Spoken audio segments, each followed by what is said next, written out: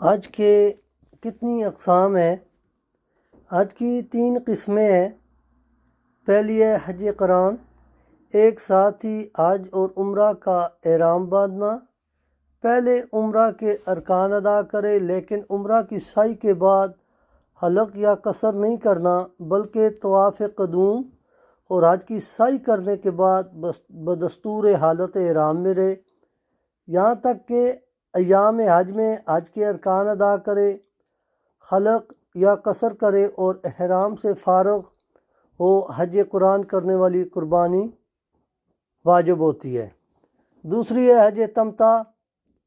حاجی میقات سے ایک ہی سفر میں پہلے عمرہ کا احرام باندھے، مکہ پہنچ کر سہولت کو دیکھتے ہوئے طواف اور سعی کے بعد حلق کر کے احرام کھولے، پھر 8 ذی الحجہ کو حج کا احرام باندھ کر تمام مناسک جو ہیں حج کے وہ ادا کرے۔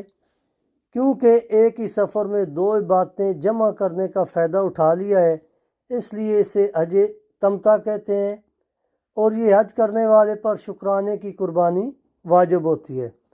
تیسری قسم ہے حج کی حج افراد۔ حاجی میقات سے حج کے دنوں میں صرف حج کی ادائیگی کے لیے احرام باندھے اور عمرہ نہ کرے، حج مکمل ہونے کے بعد احرام کھولے، اس میں قربانی واجب نہیں ہے۔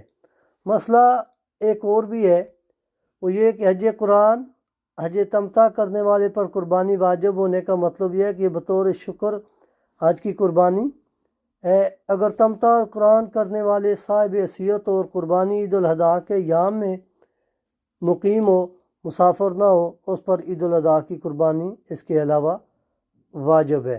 یہ حج کی